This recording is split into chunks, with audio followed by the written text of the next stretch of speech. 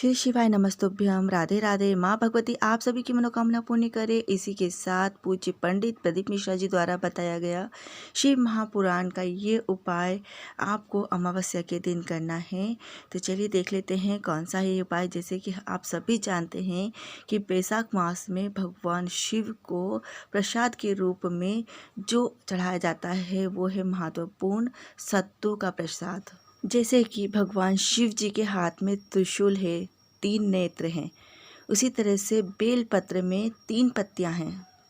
और भगवान शिव को जो प्रसाद चढ़ता है बैसाख के महीने में सत्तू का, उसमें भी 3 चीज़ मिलती है। और सत्तू को बैसाख के महीने में ही खाया जाता है, किसी दूसरे महीने में नहीं खाया जाता है। सत्तू जो है 12 महीनों आप मत खाओ, लेकिन जो बैसाख का महीना आता है ना, उसमें अवश्य खुद भी खाओ और उसका प्रसाद बना के भगवान शिव को भी समर्पित करो। गरुड़ पुराण के अनुसार जब इंसान मरता है तो उसके 47वें दिन गरुड़ पुराण का पाठ किया जाता है। ये गरुड़ पुराण में भी लिखा हुआ है और गरुड़ पुराण का पाठ 47वें दिन ही होता है और इसी दिन सत्तू का दान किया जाता है। शिव पुराण के अनुसार हमारी जो जीव आत्मा है वो 10 दिन तक हमारे घर की अटारी पर ही रहती है और 12वें दिन घर को छोड़ के चली जाती है। उसके बाद जब 47वां दिन आता है तो जीव आत्मा को ऐसी कौन सी चीज़ का दान किया जाता है, उस जीव आत्मा ने ऐसा कौन सा पुण्य किया होता है कि उसको नरक ना भोगना पड़े। तो शिव महापुराण और गरुड़ पुराण में बताया गया है कि वो सत्तू का दान है, जिसको दान करने से जीवात्मा को कष्ट नहीं भोगना पड़ता है, नरक नहीं भोगना पड़ता है। और इस सत्तू का दान बैसाख महीने में किया जाता है।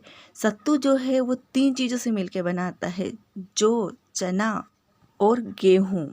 ये 3 चीज़ से मिलकर बनता है। इसमें जो बारीक बारीक कण होते हैं, ये बारीक बारीक कण जब दान किया जाता है सत्तू का, तब ये बेतरनी तरने के लिए 47वें दिन जिस जीव आत्मा ने सत्तू का दान किया रहता है या फिर सत्तू का सेवन किया होता है बैसाख महीने में, तो उसको बेतरनी नहीं भोगनी पड़ती है, उसको डायरेक्ट पुण्य की प्राप्ति होती है और स्वर्ग लोक में वास करता है। शिव महापुराण और स्कंद पुराण में कहा गया है कि जिस समय बैसाख मास की अमावस्या पड़ती है, उस दिन माता पार्वती ने भगवान भोलेनाथ के लिए भोजन बनाने के लिए गई तो उन्हें कुछ नहीं मिला। माता पार्वती ने 3 अनाज को लिया, गेहूं, जौ और चना, उसको लेके आए गंगा जी में से, उसको सेका और सेक के उसका सत्तू बनाया। और जब वो सत्तू बना के भगवान शिव को दिया तो भगवान शिव ने कहा कि ये मेरा भोजन नहीं है, ये मेरी औषधि है।